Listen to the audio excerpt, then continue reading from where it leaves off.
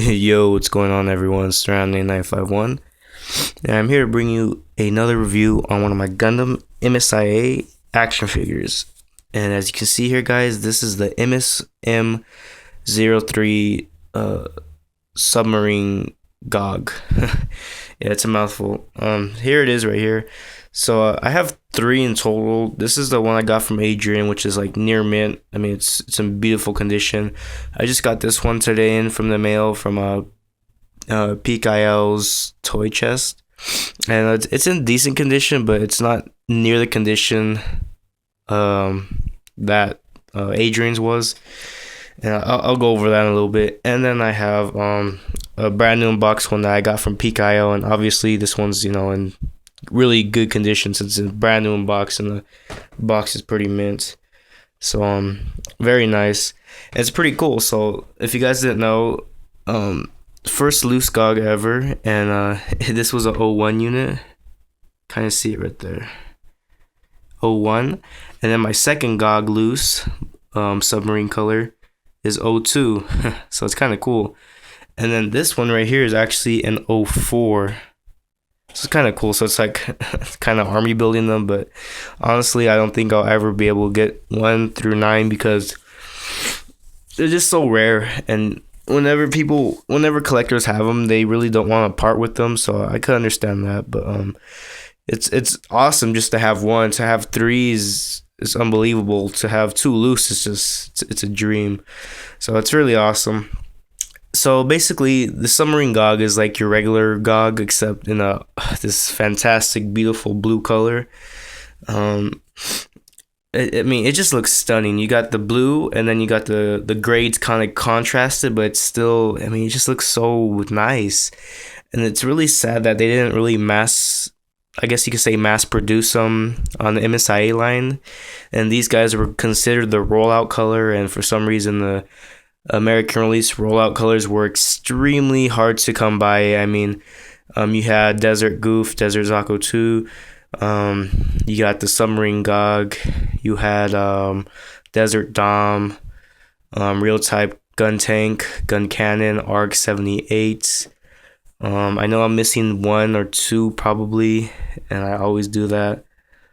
Yeah, I mean, there's a lot of different colors, like rollout colors, and a lot of them like all of them, or most of them, if not all of them, looked extremely good, but unfortunately they were just hard to get because for some reason Bandai just didn't release them. They were like these special edition colors, so if you saw them, it was like, whoa, is that like a factory defect? But no, it was they were just special released edition colors, and they were, I guess, apparently, they weren't easy to find. So finding one 10 plus years later, after the MSIA line has died down, it's really something that's prized among most MSIA collectors nowadays. And again, this limits the market even more, and it's harder to find overseas. I mean, what I mean by that is like this figure was only an American release. They didn't make a Japanese release of this where there was a blue Gogg in Japan.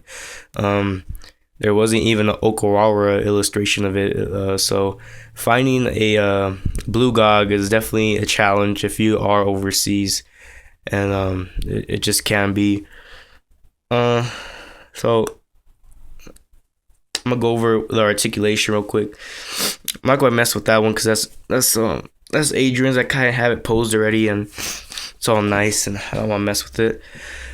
But yeah, Adrian's Gogg, he traded me. It's just so clean. And then when I got Peak IL's, it's not bad, but there are little marks, like you see right here. There's a little white mark from like being scratched by other figures. There's kind of hard to see. There's like a little red line here, a little green line here. I mean, it's the little things, but the little things like that is what could be the difference in determining whether it could be a mint or a non-mint figure. I mean, it's a good condition, but I can't say it's mint.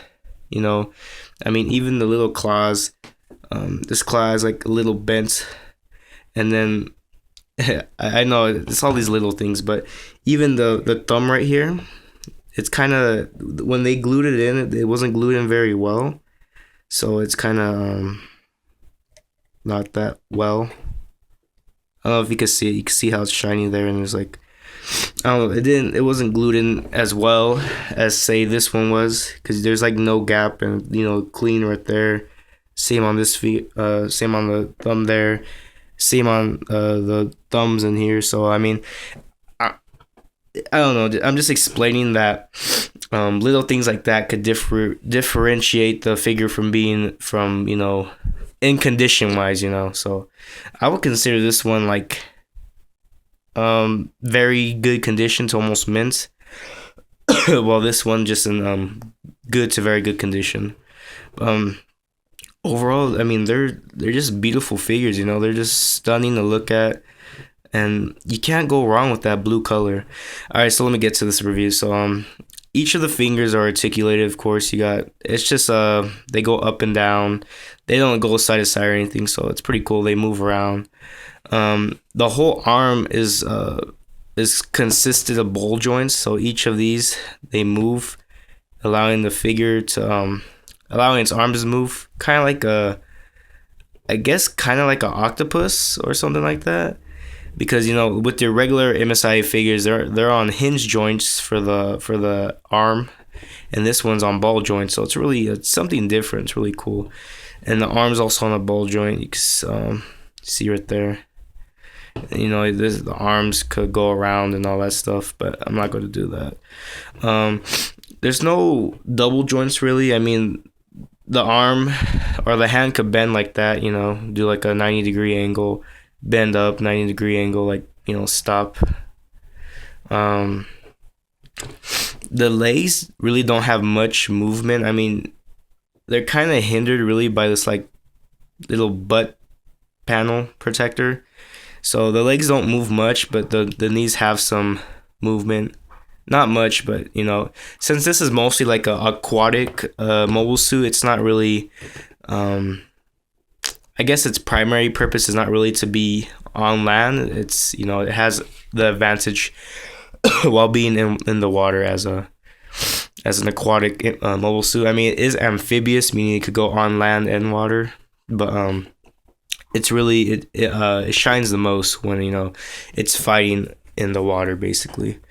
So it's pretty cool. I mean, even its little feet, they have like these little some articulation. They kind of go up and down.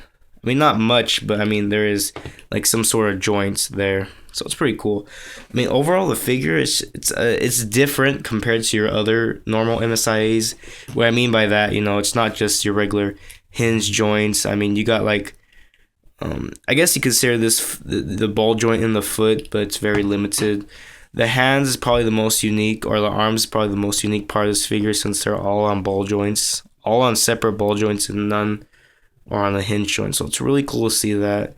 Even the hand, usually the hands are like on a peg joint, or like on a peg to hole, or sometimes ball joints, but this one's like on a little swivel. And the fingers are all articulated except the thumb. The head does move somewhat, but it's very limited. It's basically like on a peg to hole. So you could move it, but I'd rather not do it because it could scratch up the figure a little bit. And you can see there's like a little hole here. And if you guys ever watched 0079, right after the Battle of Odessa, Amuro and the White Base, they take refuge sort of to like refuel and replenish supplies. And the Gogg comes in, and where the colony or little territory is protected by or under the Federation control, the Zeons sent in some Goggs, some yellow ones. In the show, they never showed any blue Goggs, so it's kind of weird. But they sent in Goggs basically, and what this hole would do is like it would shoot out some sort of whatever it is, like string, and it would like deter the mines, so it could go through minefields basically underwater. And then these were, I believe, like particle beams, and those shot out from here. And I think that's about it. I'm not sure if like these holes are for something. They might have been like for rockets, or I don't know, something. And yeah, but the Gogg was definitely a vicious, pretty vicious mobile suit. And the Xeon used it for a while, but only really for a couple attacks, and it did show its worth. I mean, these things would against basically Amuro. Amuro he was too overpowered. He's a real type pilot, and that guy was just unstoppable. But against your basic, GM pilot or whatever, I mean, these Goggs were like, they would just blow right through them.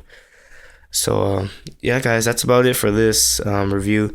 On my next review or my next video, I'll be unboxing that bad boy, which is the Blue Leo, and I'll be adding more blue figures into my Gundam MSIA collection. So I just want to say thank you for watching this vid, guys, and if you enjoy the content, please do subscribe. I always post, daily and stuff like that. So yeah, so that's about it, guys. Again, thanks for watching, and see you on my next video. Until then, peace.